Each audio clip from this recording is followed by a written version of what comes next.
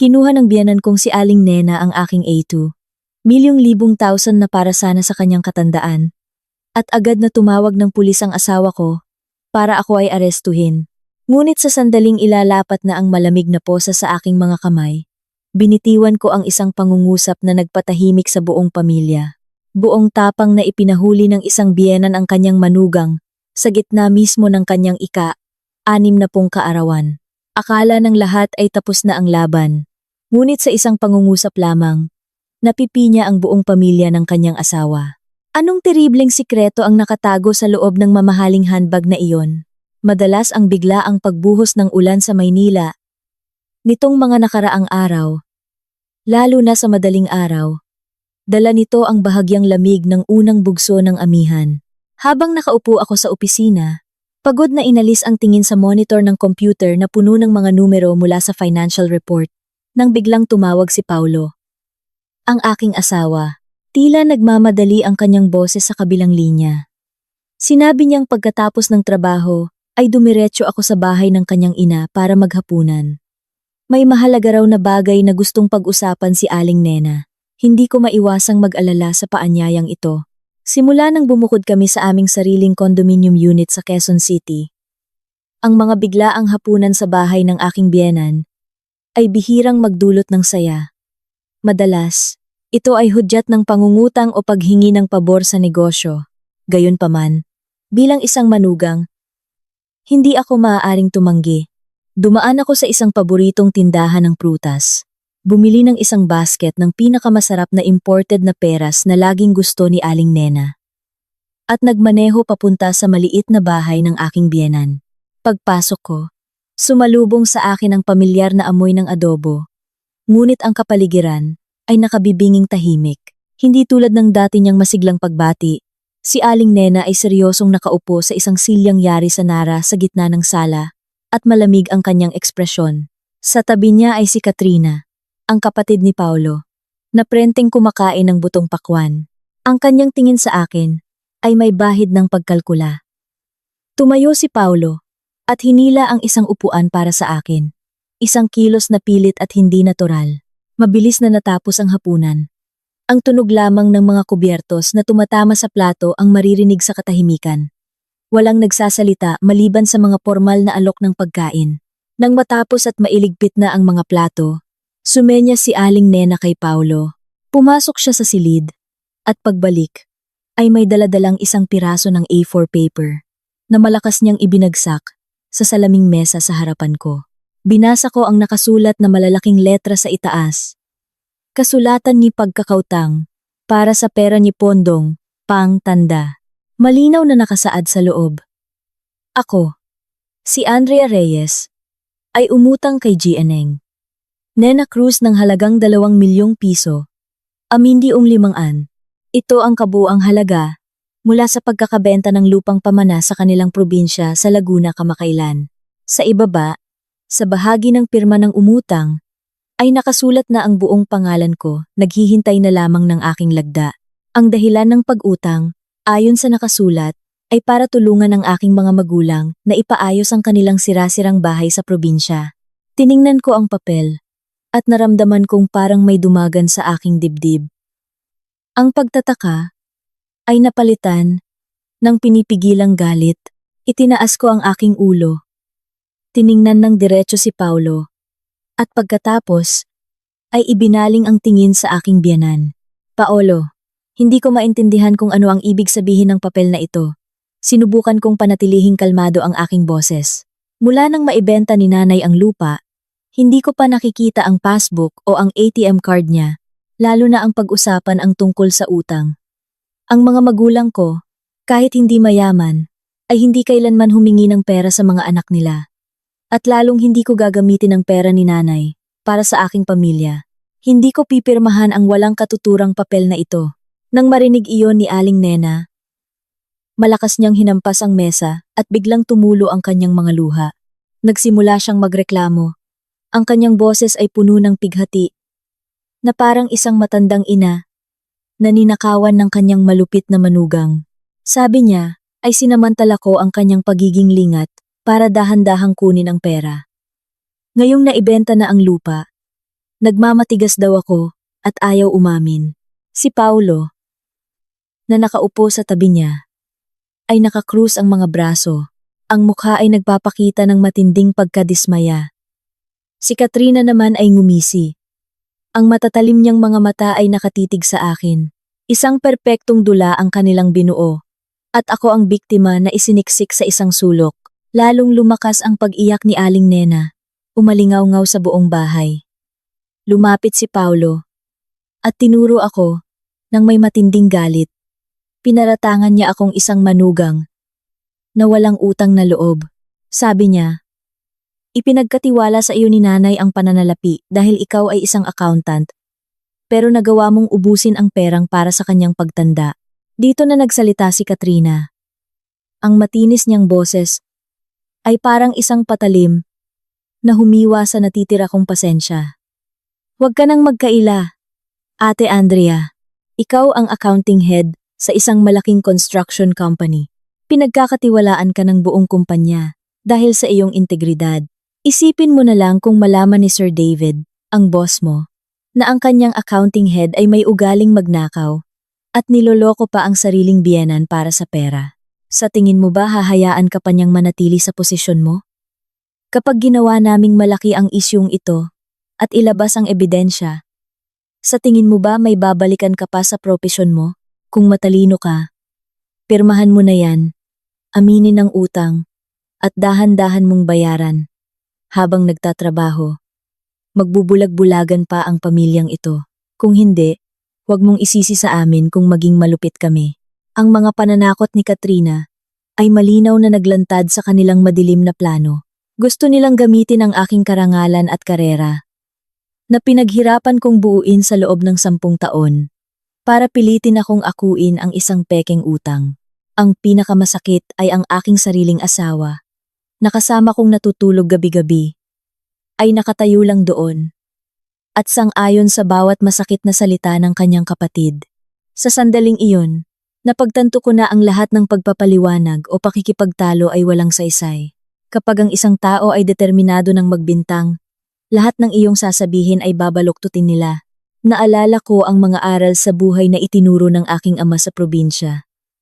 Kapag nahaharap sa mga taong masama ang hangarin, ang iyong pagkataranta ay kanilang tagumpay. Huminga ako ng malalim, dahan-dahang ipinasok ang kamay sa bulsa ng aking coat. Sa memorya ng aking mga daliri, binuksan ko ang aking telepono, hinanap ang voice recorder app, at pinindot ang pulang buton. Hinayaan kong manatili ang telepono sa aking bulsa, nire-record ang bawat pananakot, bawat mura mula sa aking biyenan at hipag. Hinayaan ko silang magpakasawa sa pag-insulto sa akin, sa loob ng ilang minuto pa. Nang maramdaman kong sapat na ang ebidensya ng pangingikil na nai-record ko, dahan-dahan akong tumayo. Kinuha ko ang aking handbag mula sa upuan. Ang malamig kong tingin ay dumaan sa bawat mukha na nag-aapoy sa galit. Binitiwan ko ang bawat salita, malinaw at matatag. Kung hindi ko ginawa, hinding-hindi ko aaminin. Ang taong may malinis na konsensya ay walang dapat ikatakot. Kung gusto ninyong gumawa ng eskandalo o isumbong ako sa kumpanya, sige lang. Pero sinasabi ko na rin sa inyo, ang pagbintang sa ibang tao ng pagnanakaw ng ari-arian ay labag sa batas. Kung sino ang nagkamali, siya ang mananagot sa batas. Aalis na ako. Pagkasabi noon, tumalikod ako at naglakad palabas ng pinto. Iniwan ang mga masasakit na mura ng aking biyenan at ang mga sigaw ni Paulo. Malamig ang hangin sa labas. Ngunit sa loob ko, isang apoy ng katatagan ang naglalagablab. Alam kong nagsisimula pa lang ang laban na ito. Ang pagmamaneho mula sa bahay ng biyenan ko, pabalik sa aking kondo, ay hindi kailanman naging ganito kahaba at kabigat. Ang mga kalsada ng Maynila ay nagniningning sa ilalim ng mga ilaw poste. Ang mga tao ay nagmamadali. Ngunit ang isip ko ay puno ng mga tanong na walang sagot. Ang 2 milyong piso ay hindi maliit na halaga. Nasaan ang perang iyon ngayon? Bakit sila desididong ibunton ang sisi sa akin sa anumang paraan? Pagdating sa pamilyar na kondo, uminom ako ng isang basong malamig na tubig para maibsan ang tuyo kong lalamunan. Ang bahay na ito ay bunga ng aking pawis at luha Sa loob ng maraming taon pagtatrabaho sa araw, paggawa ng mga tax report sa gabi, kasama ang tulong mula sa ipon ng aking mga magulang, si Paulo ay maliit lamang ang naiambag noong bagong kasal kami. Ngunit para maprotektahan ang kanyang ego, hinayaan ko siyang isama ang pangalan niya sa titulo. Umupo ako sa sofa. Ang tingin ko ay nakatuon sa isang sulok ng kisame sa itaas ng TV stand. Doon, sa gitna ng mga pekeng bulaklak na palamuti, ay isang napakaliit na security camera na lihim kong ipinakabit 2 buwan na ang nakalipas. Dati, palagi kong napapansin na nawawala ang aking mga mamahaling pampaganda, mga imported na pabango, at kung minsan ay ilang libong piso na nakatago sa drawer ng aking vanity table. Tuwing si Katrina ay bumibisita at natutulog, madalas may nawawalang gamit. Dahil ayokong magsimula ng gulo sa pamilya ng walang ebidensya, tahimik akong nagpatawag ng technician para ikabit ang camera, na direktang konektado sa aking telepono at personal na computer. Si Paulo ay walang kaalam-alam sa pagkakaroon nito. Binuksan ko ang aking laptop at nag-login sa camera management software. May kutob akong kailangan kong suriin ang mga recording ng mga nakaraang araw. Pinabilis ko ang timeline. Ang aking mga mata ay nakatutok sa screen. Bigla, huminto ang video sa isang recording noong madaling araw. 2 araw na ang nakalipas. Ang orasan ay nagpapakita ng 3:15 a.m. Dahan-dahang bumukas ang pinto ng kondo. Pumasok si Katrina.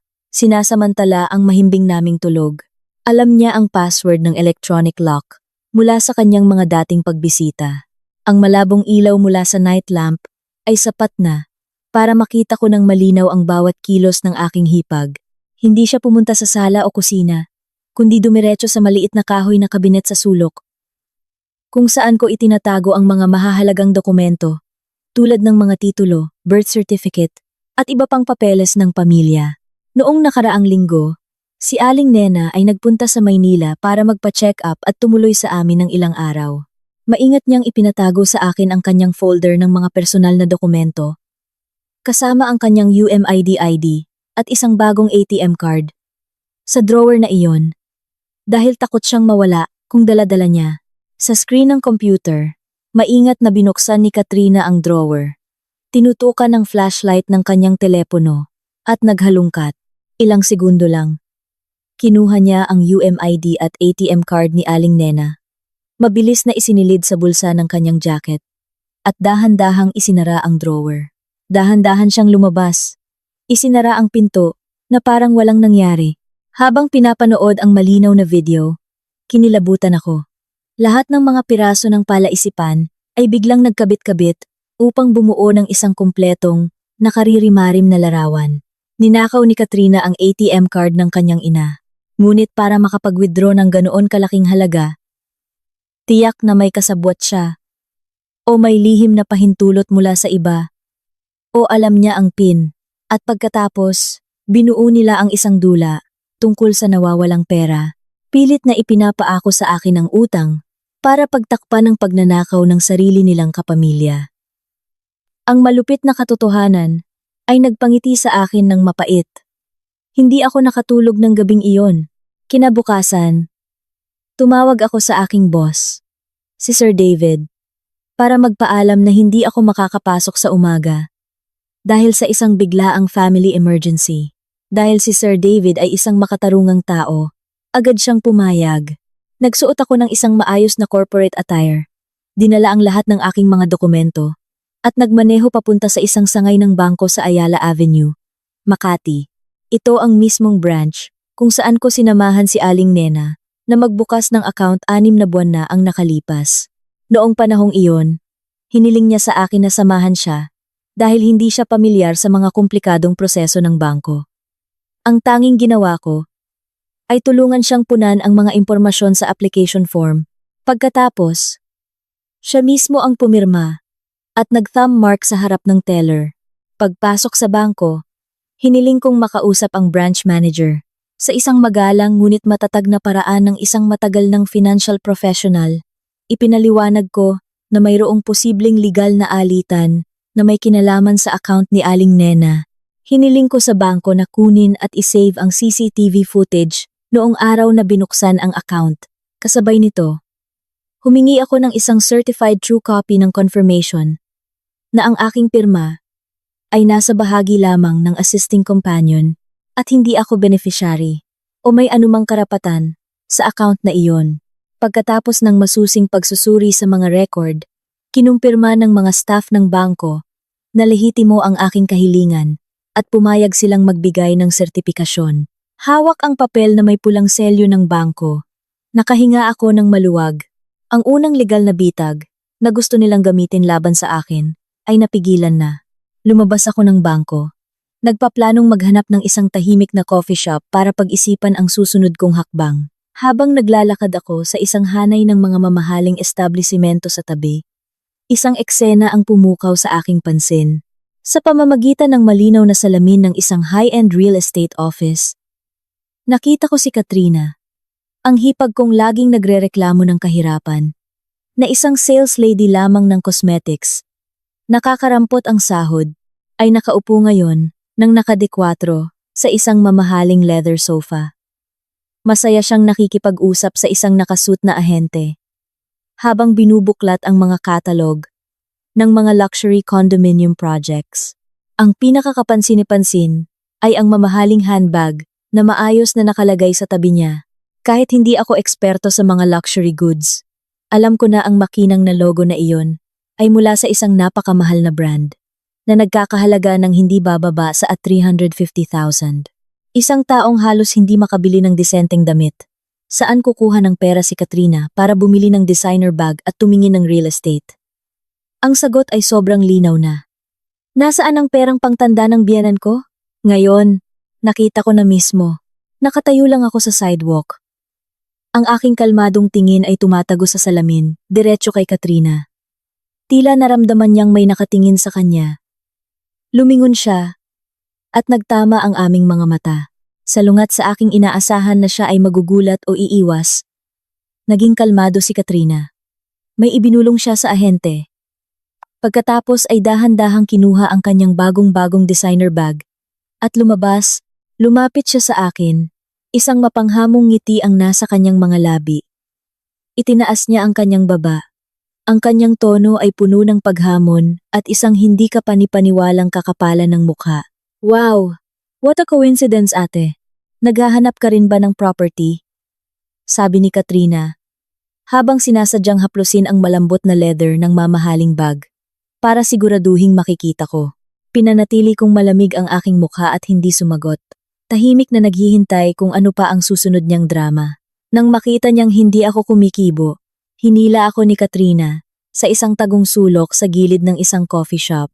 Dito, inalis niya ang kanyang maskara ng pagiging magalang, lumapit, at nagsalita sa isang pabulong, ngunit malisyosong paraan.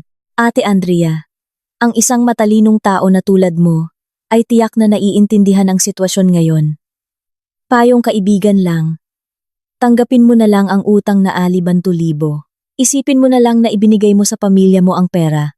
Bilang kapalit, mapapanatili mo ang imahe ng isang masayang pamilya. Si Kuya Paolo ay mapagmahal. Kapag umamin ka lang sa kasalanan mo, patatawarin ka niya. At hindi hihingi ng annulment. Yung kondo na tinitirhan natin, may ambag din siya doon. Pag-isipan mong mabuti. Gusto mo bang mawala ang trabaho mo bilang accounting head? Mawalan ng asawa? At mapalayas sa kalsada? O mas gugustuhin mong magtiis ng kaunting hirap para mapanatili ang iyong tahanan? Bawat salita ni Katrina ay parang mga karayom na may lason na tumutusok sa aking tainga. Ngayon, ang tunay na plano ng kanilang pamilya ay hindi lang para maghanap ng taong pagbibintangan sa pagnanakaw at pagwawaldas ni Katrina. Ang kanilang kasakiman ay lumawak na.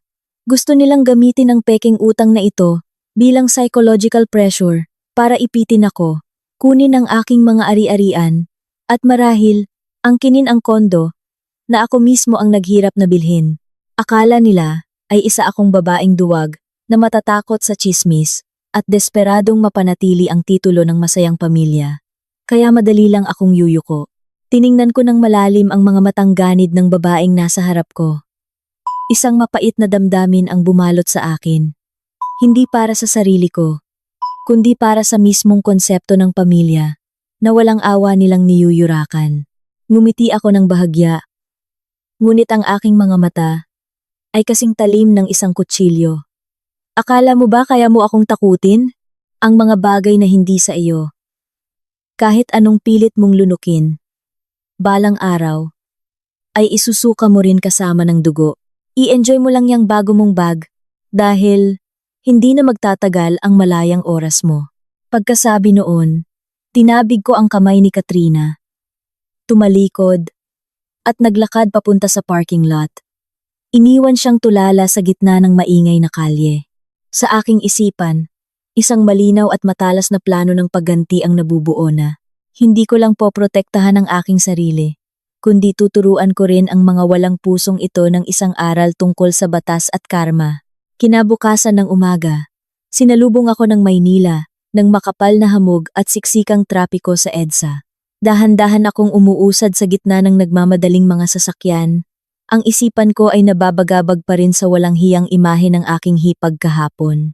Kahit handa na ako sa mga maruruming laro ng pamilya ni Paulo, hindi ko inaasahan na darating ito ng ganito kabilis at kalupit.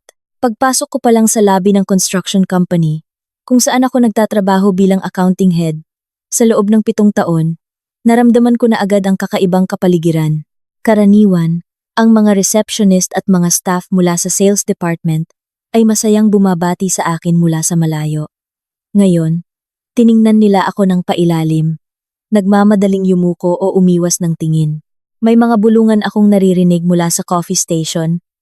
Ngunit sa tuwing lalapit ako, bigla silang tumatahimik. Ang kutob ng isang taong nagtatrabaho sa mga sensitibong numero ay nagsasabi sa akin na may nangyaring hindi maganda. Kalalagay ko pa lang ng aking bag sa mesa at hindi pa nabubuksan ang computer. Lumapit na si Miss Lani, ang aming HR head. Seryoso ang kanyang mukha at ang kanyang boses ay mababa at may halong pag-aalala. Sinabi niyang hinihintay ako ni Sir David sa kanyang opisina at kailangan kong pumunta agad. Tumango ako, inayos ang aking damit at naglakad. Ang daan mula sa accounting department papunta sa opisina ng direktor sa itaas ay ilang hakbang lang. Ngunit ngayon, parang ang haba-haba, kumatok ako at pumasok. Nakita ko si Sir David na malalim ang iniisip sa likod ng kanyang malaking mesa. Hawak ang isang tumpok ng mga papel na nakaprint.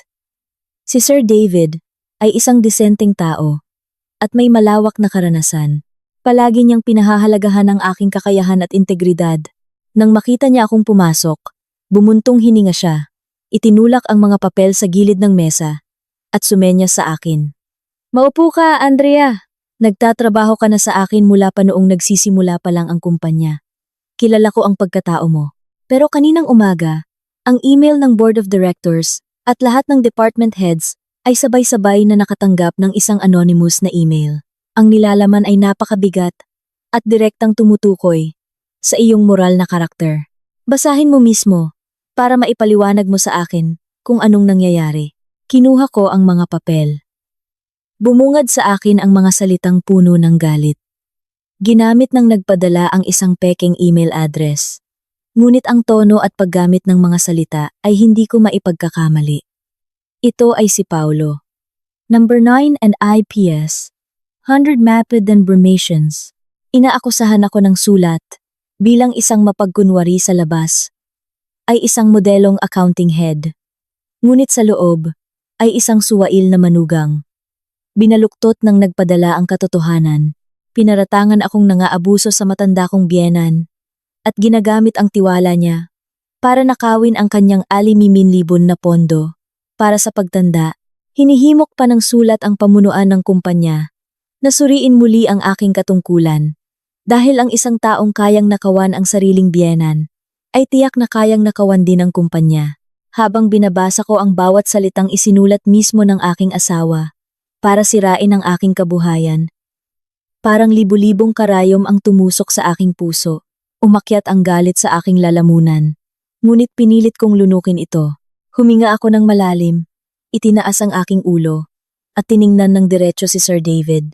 Sir, lahat po ng nasa sulat na ito ay kasinungalingan at paninira. Ito po ay isang internal na problema ng pamilya ng asawa ko. Pinipilit nila akong akuin ang isang peking utang para pagtakpan ang maling gawain ng isa sa kanila. Alam ko po na ang posisyon ng accounting head ay nangangailangan ng absolutong kalinawan, kaya't handa po ako sa lahat para patunayan ang aking pagiging inosente. Pagkasabi noon, binuksan ko ang aking folder at inilabas ang sertipikasyon mula sa bangko na may pulang selyo na kinuha ko kahapon.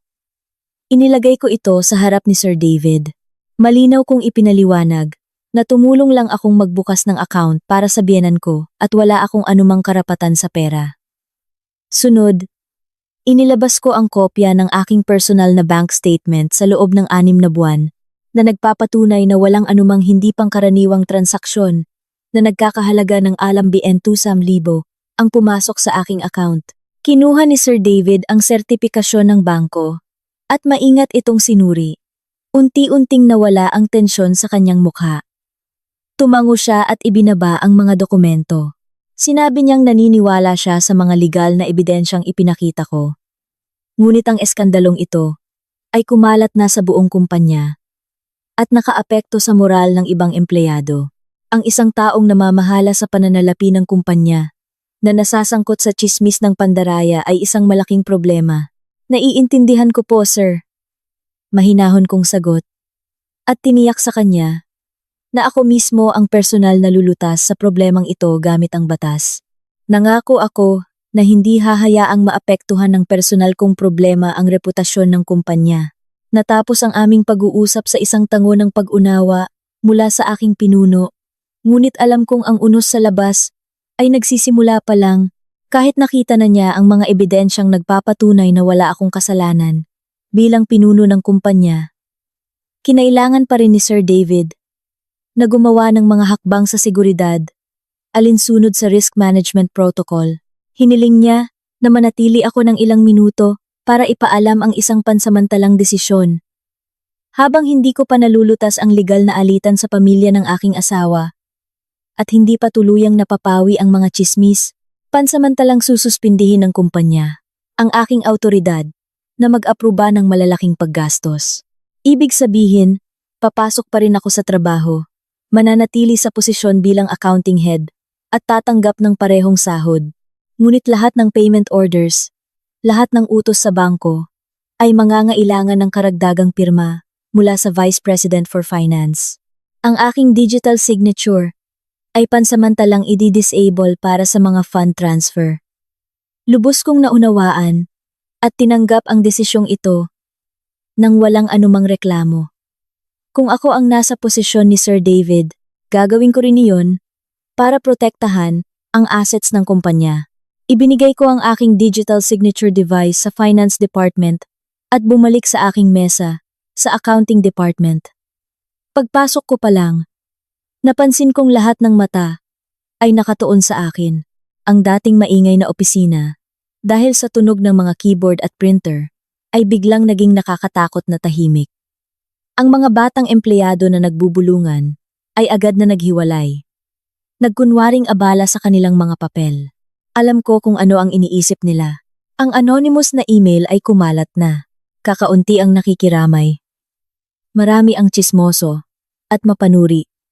Tiyak na may mga taong dati nang naiinggit sa aking posisyon na ngayon ay nagagalak at naghihintay na makita akong bumagsak. Ang paghuhusga ng karamihan ay isang hindi nakikitang sandata na may kakayahang makasakit ng husto kung magpapakita ako ng kahinaan, pagkalugmok, o iiyak para magpaliwanag. Mas lalo lang silang maniniwala na totoo ang mga akusasyon. Kalmado akong umupo, binuksan ang computer, at nagtrabaho na parang walang nangyari. Makalipas ang 1 oras, nang kumpleto na ang lahat ng staff sa departamento, tumayo ako. Dahan-dahan kong itinuktok ang aking ballpen sa salaming mesa para makuha ang kanilang atensyon. Nagulat silang lahat at tumingin sa akin. Ang kanilang mga mata ay puno ng pagtatanong at pag-aalinlangan. Nilinis ko ang aking lalamunan at nagsalita sa isang malinaw, matatag, at tiyak na paraan. Hindi ko ginamit ang tono ng isang superior na nag-uutos, kundi ang postura ng isang matatag na babae na pinoprotektahan ang kanyang karangalan. Lahat kayo, makinig sa sasabihin ko para malinaw sa lahat. Sigurado akong nabasa na ninyo ang anonymous na email kaninang umaga. Wala akong pakialam kung ano ang iniisip o pinag-uusapan ninyo sa likod ko. Gusto ko lang linawin ang isang bagay. Ako, si Andrea Reyes, ay hindi kumuha ng kahit isang sentimo mula sa pamilya ng asawa ko. Lahat ng nilalaman ng email na iyon ay isang malaking kasinungalingan na naglalayong sirain ang aking reputasyon. Huminto ako sandali. Tiningnan ang bawat isa sa silid, mula sa bagong trainee hanggang sa matagal ng general accountant. Ang taong may malinis na konsensya ay walang dapat ikatakot. 7 taon na ako dito. Kung ano ang moralidad ko, kayo na ang humusga. Nai-report ko na ang buong pangyayari sa management at naibigay ko na ang lahat ng ebidensya. Kasalukuyan kong inaayos ang mga legal na hakbang kasama ang aking abogado. Sinumang magkakalat ng tsismis, maninira, o makikipagsabuatan sa paninirang puri ay haharap sa batas. Ang trabaho ng ating departamento ay magpapatuloy. Gawin ninyo ang trabaho ninyo at huwag hayaang maapektuhan ng mga basura sa labas ang ating deadline sa katapusan ng buwan. Pagkasabi noon, umupo ako at nagpatuloy sa pagtype. Ang buong silid ay nabalot ng katahimikan. Walang nangahas na magsalita. Ang ilan ay palihim na nakahinga ng maluwag. Ang kanilang mga mata ay hindi na gaanong mapanghusga. Ang aking katatagan at determinasyon ay agad na nagpatigil sa mga bulungan.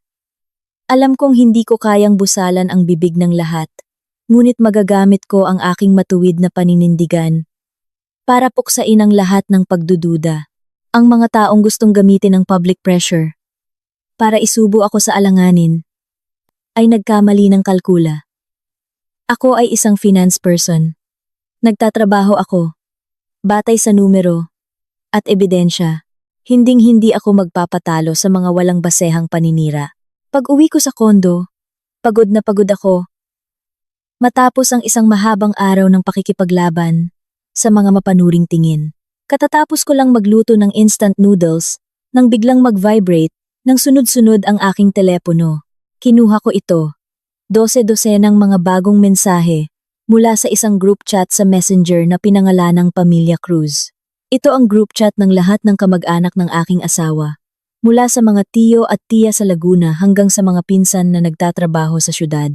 Binuksan ko ang grupo, at agad na binaha ng sunod-sunod na voice messages mula sa account ni Aling Nena. Tila sinimulan na ng pamilya ng asawa ko ang susunod na hakbang sa kanilang plano. Nasirain ang aking reputasyon. Pinindot ko ang unang voice message. Umalingaw-ngaw ang boses ni Aling Nena, puno ng mga hikbi. Para siyang biktima ng isang malaking inhustisya. Mga kapatid, mga pinsan, mga pamangkin, tulungan ninyo ako. Buong buhay akong naghirap para palakihin ang mga anak ko.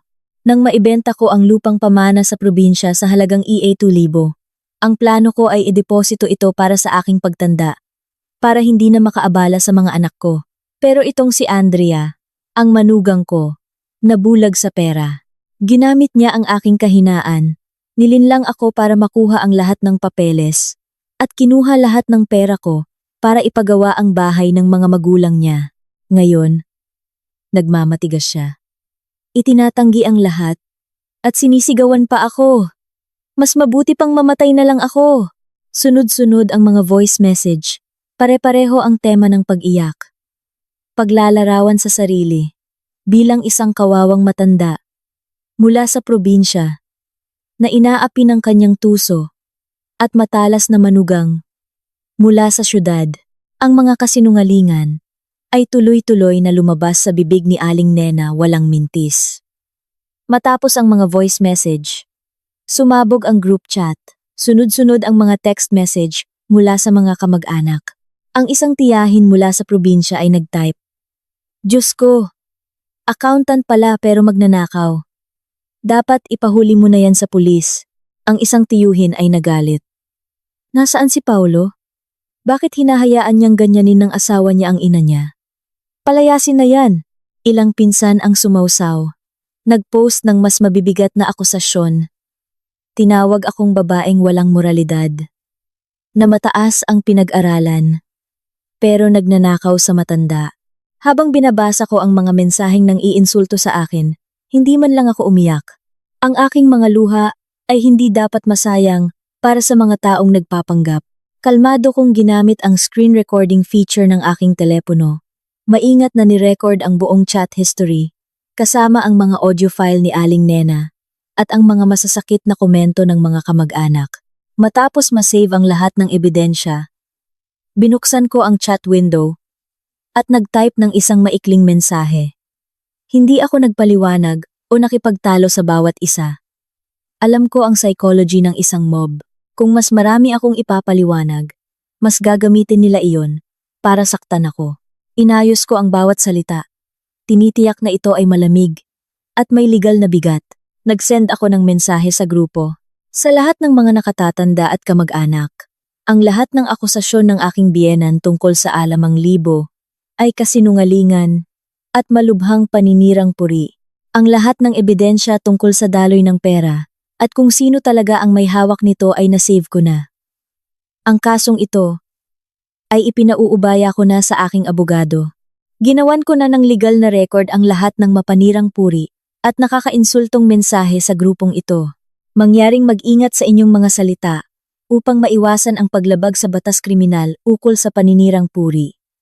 Kung may magpapatuloy na magkalat ng tsismis, idedemanda ko sila. Kasama ng utak ng lahat ng ito. Paalam sa inyo. Pagka-send, agad akong nag-left sa group chat.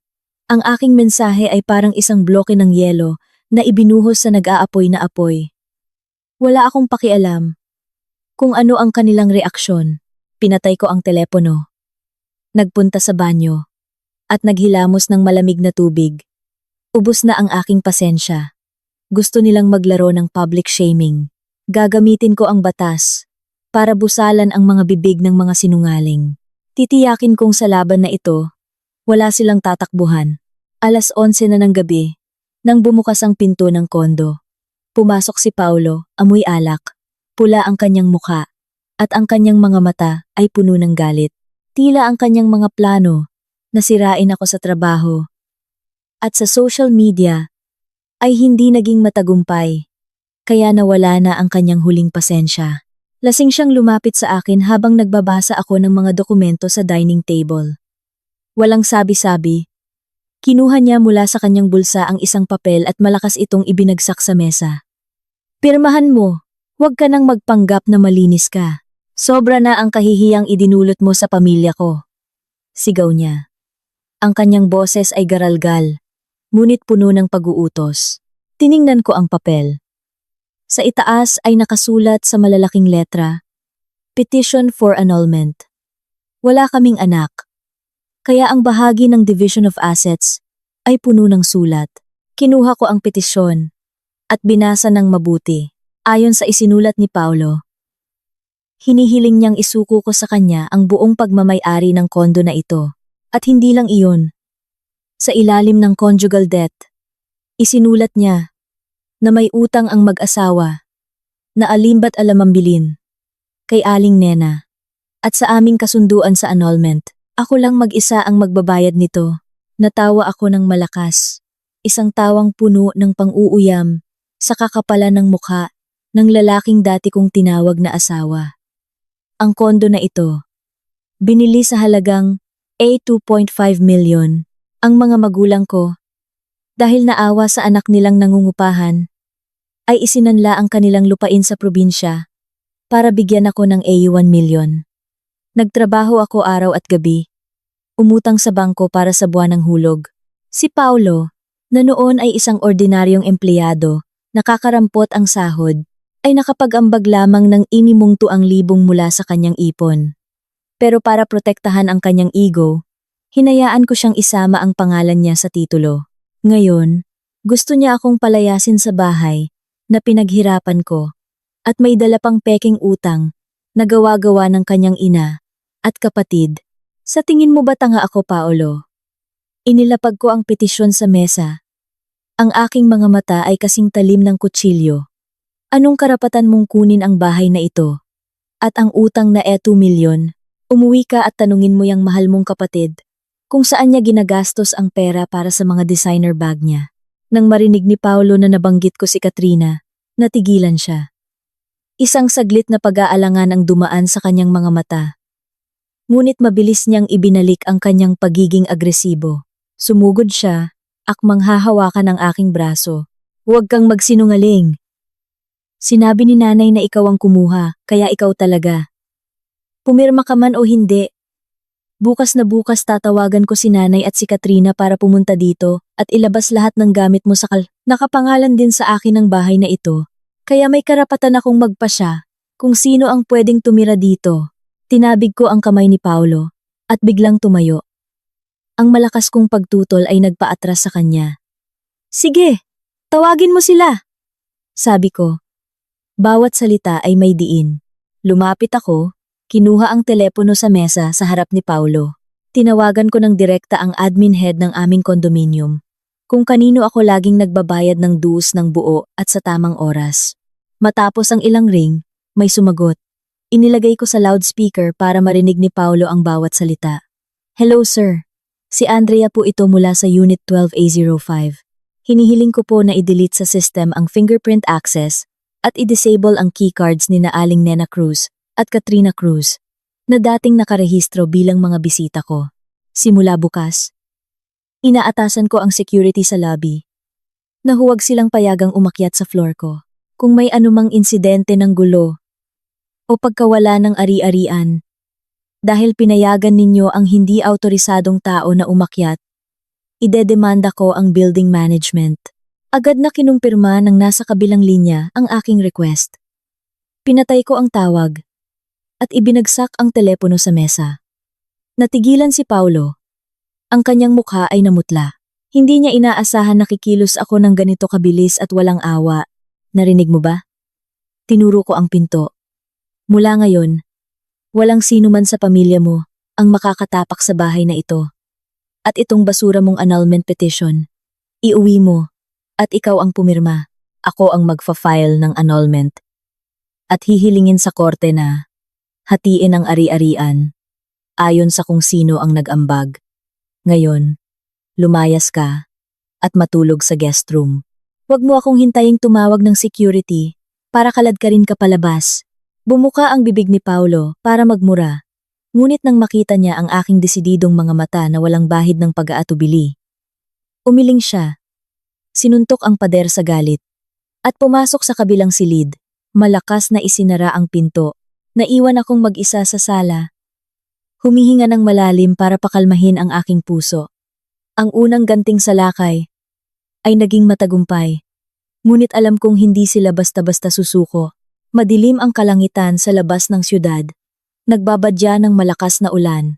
Kinaumagahan.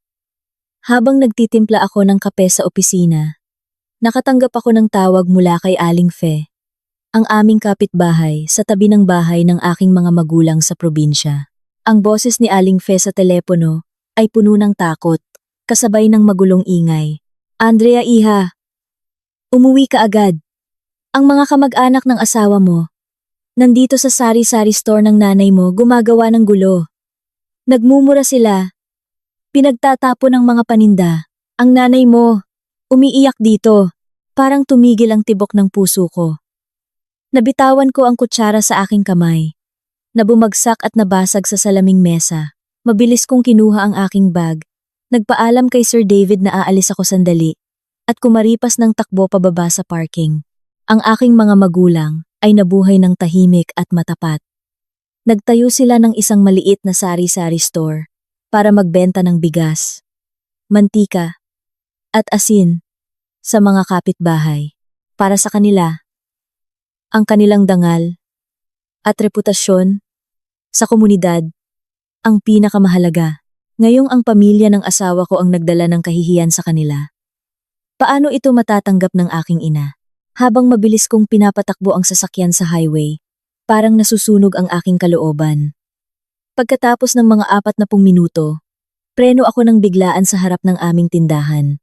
Isang grupo ng mga tsismoso ang nakapalibot. Sa pagitan ng mga tao, nakita ko ang isang eksena na nagpainit ng dugo ko. Si Katrina, ang mahal kong hipag, kasama ang dalawa pang tiyahin mula sa pamilya ng asawa ko, ay nakapamewang sa gitna ng tindahan. Sa sahig, nagkalat ang mga gulay, instant noodles, at biscuit na nayurakan. Hawak ni Katrina ang isang maliit na megaphone na ginagamit sa pagtitinda, nakatutok sa mukha ng aking ina na nakaupo sa sahig. Mga kapitbahay, lumabas kayo at tingnan ninyo. Ang pamilyang ito ay nagpalaki ng isang anak na magnanakaw ng pera ng biyenan. 2 milyong piso. Ang pera mula sa pagbenta ng lupa ni nanay. Dinala niya dito para ipagawa ang bahay nila. Mga manloloko, ibalik ninyo ang pera namin. Sigaw ni Katrina. Tumatalsik ang laway. Ang aking ina, ang kanyang mukha ay puno ng luha. Hawak ang kanyang dibdib. Hindi makapagsalita. Wala ang aking ama. Kaya, mag-isa lang ang aking ina. Ang mga kapitbahay ay nagbubulungan. Ang iba ay naaawa. Ang iba ay nag-aalinlangan. Sumingit ako sa gitna ng mga tao at mabilis na pumasok. Nang makita ako ni Katrina, lalo siyang nagkaroon ng lakas ng loob. Ayan na ang bruha. Nandito ka para pagtakpan ang nanay mong magnanakaw? Hindi ko man lang siya tiningnan. Lumapit ako sa aking ina. Dahan-dahang tinulungan siyang tumayo at pinagpagan ang alikabok sa kanyang damit. Tiningnan ko siya ng diretso sa mata, mahinahon ngunit matatag. Ang taong matuwid ay hindi natatakot sa dilim. Hayaan ninyo sila. Bukas, tatawagan sila ng pulis para sa pagsira ng ari-arian at paninirang puri. Pagkasabi noon, itinuro ko ang sulok ng kisame sa labas. Doon, isang high-quality security camera na ipinakabit ko noong nakaraang buwan ay kumikislap ng pulang ilaw, nire-record ang lahat. Humarap ako sa 3 babae na natigilan. Ang boses ko ay kasing lamig ng yelo. Sige, Katrina, magsalita ka pa. Gamitin mo yung megaphone at isigaw mo ng malakas. Nire-record ng kamera ang lahat. Kung magkano ang sinira ninyo, kung paano ninyo ipinahiya ang nanay ko sa harap ng maraming tao. Lahat ng ebidensyang ito ay dadalhin ko sa pulisya.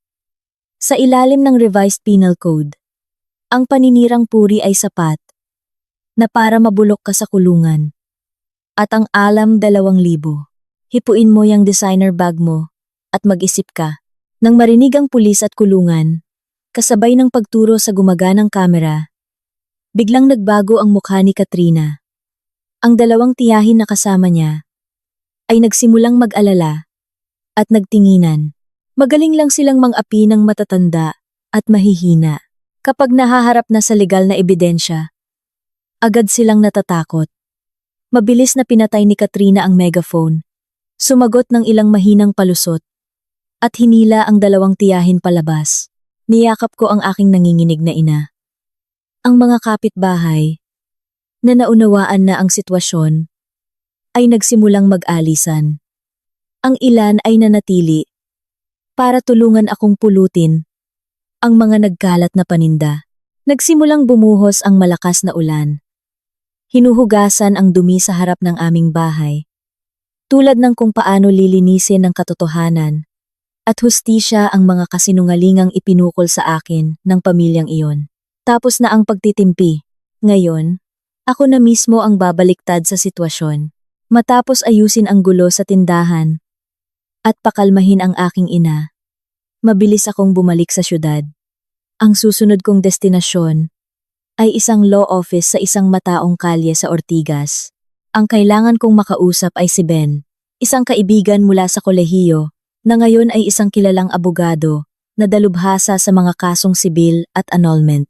Pumasok ako sa opisina ni Ben, dala ang isang USB na naglalaman ng lahat ng camera footage at isang makapal na folder ng mga dokumento.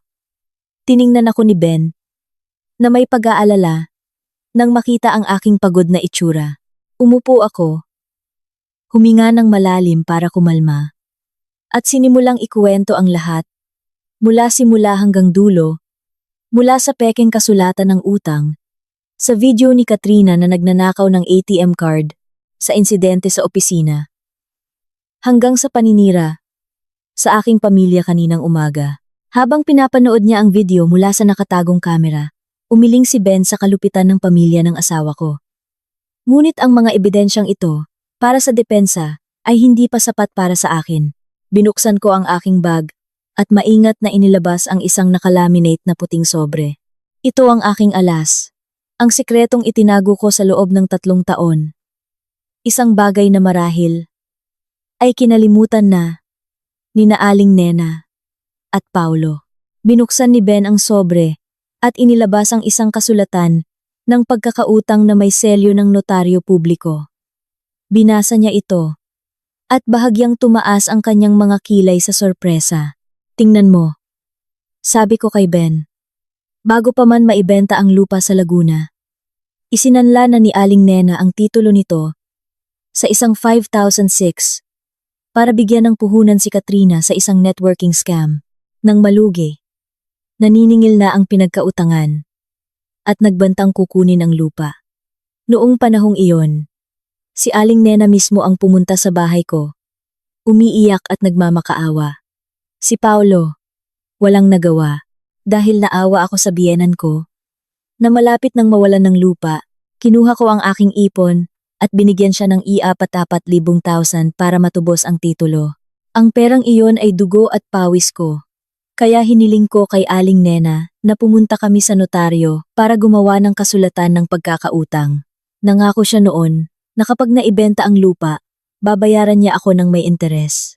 Ngunit mula nang makuha niya ang A2, libong-libong, hindi na niya binanggit ang lumang utang. At hindi lang iyon, nakipagsabwatan pa siya sa kanyang anak para pagbintangan ako. Pinuri ni Ben ang aking pagiging maingat. Kinumpirma niya na sa kasulatang ito, baliktad ang sitwasyon. Sa mata ng batas, si Aling Nena ang may utang sa akin. Pinayuhan niya akong mag-file ng kaso para singilin siya at ihanda ang mga dokumento para hilingin sa korte na i-freeze ang mga bank account ng mga sangkot. Nagplano kami ng mabuti para sa isang kumpletong ganting salakay. Isang araw na lang bago ang ika-60 kaarawan ni Aling Nena. Ang handaan ay gaganapin sa isang magarbong restaurant sa Quezon City. Kahit na malapit na kaming maghiwalay, may kapal ng mukha pa rin si Paulo na hilingin sa akin na mag-ambag sa gastos ng party para mapanatili ang dangal sa harap ng mga kamag-anak. Pumayag ako agad, hindi dahil sa pera, kundi dahil kailangan ko ng perpektong entablado para tapusin ang kanilang maruming dula. 2:00 ng madaling araw, biglang umilaw ang aking telepono, isang motion detection alert mula sa kamera sa sala. May pumasok sa bahay. Binuksan ko ang live view. Si Paulo pala ang nagbukas ng pinto para papasukin si Katrina. Nag-usap sila ng pabulong. Narinig ko sa mikropono ng kamera ang kanilang buong plano.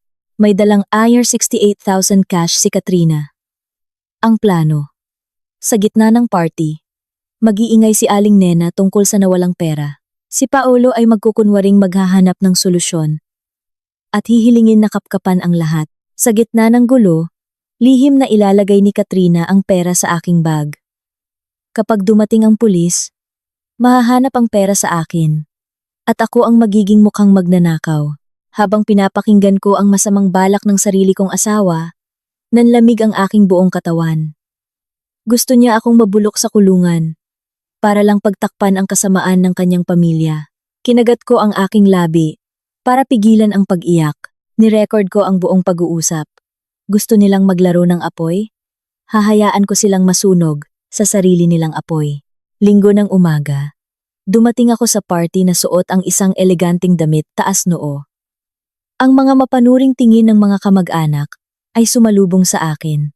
Maging si Sir David, ang boss ko, ay naroon.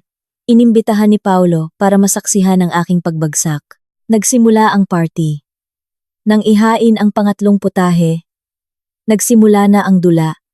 Biglang bumagsak si Aling Nena. Sumisigaw na ninakaw ang kanyang pera. Ang ilang 2,000 ko! Nawawala! Ang mga kamag-anak ay sumugod. Itinuturo ako. Siya ang kumuha. Ang walang hiyang accountant. Tumayo si Paolo. Nagpanggap na nasasaktan. Andrea, hindi ko akalain na ganito ka kasama. Wala na akong choice kundi gawin ito. Pagkasabi noon, kinuha niya ang kanyang telepono at tumawag sa pulis. Bukas ang loudspeaker. Nag-uulat ng isang malaking pagnanakaw. Dumating ang 3 pulis. Lumapit si Paolo at itinuro ako bilang suspek. Lumapit ang isang batang pulis. Hawak ang isang posas. Ma'am, kailangan po kayong sumama sa amin sa presinto. Ang tunog ng metal ay umalingaw-ngaw. Ngumisi si Paolo. Ito na ang katapusan ko, sa isip nila. Ngunit sa sandaling ilalapat na ang posas, umatras ako. Mahinahon kong tinabig ang kamay ng pulis. Ang aking kumpiyansa ay nagpatigil sa kanya. Tumayo ako ng tuwid. Ang aking tingin ay dumaan sa mukha ni Paolo, sa umiiyak na si Aling Nena, at huminto kay Katrina. Itinaas ko ang aking kamay. Itinuro ang nanginginig na si Katrina. Ang boses ko ay umalingaw-ngaw sa buong restaurant. Malinaw at malakas. Sandali lang po, officer. Ang ebidensya ng pagnanakaw ay wala sa akin. Halongkatin ninyo ang mamahaling handbag sa kandungan ni Katrina. Sa loob niyan, may eksaktong ali 68,000 na cash na winithdraw sa bangko kaninang umaga. Ang aking mga salita ay parang isang bomba na sumabog. Ang buong restaurant ay natahimik. Ang ngiti sa labi ni Paolo ay nagyelo. Si Aling Nena ay napatigil sa pag-iyak. At si Katrina, ang kanyang mukha ay namutla. Niyakap niya ang kanyang bag, nanginginig na parang dahon. Ang matalas na mata ng hepe ng pulis ay napansin ang kanyang kilos. Lumapit siya kay Katrina. Miss, ilagay mo ang bag sa mesa at buksan mo. Kung hindi ka makikipagtulungan, mapipilitan kaming gumamit ng dahas. Sa ilalim ng presyon, nanginginig na inilapag ni Katrina ang bag. Binuksan niya ito. Sa loob, sa ilalim ng mga pampaganda, ay isang itim na plastic bag. Nang buksan, bumungad ang isang makapal na bungkos ng 6,000 peso bills. May selyo pa ng bangko, 68,000. Ang eksaktong halaga, para mas malinaw sa lahat. Sabi ko, kinuha ang aking telepono. Ikinonekta ko ito sa sound system ng restaurant. Ang video ng usapan ni Paolo at Katrina, noong madaling araw, ay umalingaw-ngaw sa buong lugar ang kanilang plano. Ang kanilang mga salita. Lahat ay narinig ng lahat. Pagkatapos ng video, isang nakabibinging katahimikan ang bumalot. Ang masayang party ay naging isang eksena ng kahihiyan. Inutusan ng hepe ng pulis na ang lahat ng sangkot ako, si Paolo, si Katrina, at si Aling Nena, ay sumama sa presinto. Habang kinukuha ang statement, dumating ang mga bank record. Malinaw na ipinakita kung saan napunta ang 1,000,000, 1.5 million, bilang down payment para sa isang kondo na nakapangalan kay Katrina, 432,000. Para sa mga binili niyang luxury bags, at ang natitirang 68,000 na cash. Gumuho ang mundo ni Paolo, Katrina, at Aling Nena. Si Katrina ay umiyak nang malaman ng kanyang fiancé na dumating sa presinto. Ang lahat. Agad nitong ibinalik ang engagement ring. Hindi ako magpapakasal sa isang manloloko at magnanakaw, sabi nito bago umalis. Si Aling Nena ay lumuhod sa harap ko, humihingi ng tawad. Hindi ko sila pinatawad. Pero hindi rin ako naghiganti. Sa halip, ginamit ko ang batas. Nawala ang tinik sa aking dibdib sa pamamagitan ng paninindigan sa tama. Kinabukasan, sa isang meeting sa opisina, nilinis ni Sir David ang aking pangalan sa harap ng buong kumpanya. Ipinakita ko ang kasulatan ng utang ni Aling Nena sa aking abogado. Sa huli, sumuko ang pamilya ni Paolo. Nag-post sila ng public apology sa Facebook at nag-email sa aking kumpanya. Ibinalik nila ang IM4, 550,000 na utang ni Aling Nena. Kasama ang interes. Pagkatapos nito, formal ko nang isinampa ang petisyon para sa annulment. Ang bahay ay hinati ayon sa batas, at mas malaki ang nakuha ko dahil sa ebidensya ng aking mga kontribusyon. Habang hinihila ko ang aking maleta palabas ng kondo, Sumikat ang araw. Huminga ako ng malalim. Nakangiti. Ang masakit na nakaraan ay tapos na. Isinara ng may katarungan. Sa harap ko ay isang malawak, malaya, at mapayapang kalangitan. Ang aral ay malinaw. Ang katotohanan, kapag hawak ng isang matapang na puso, ay ang pinakamalakas na sandata sa lahat.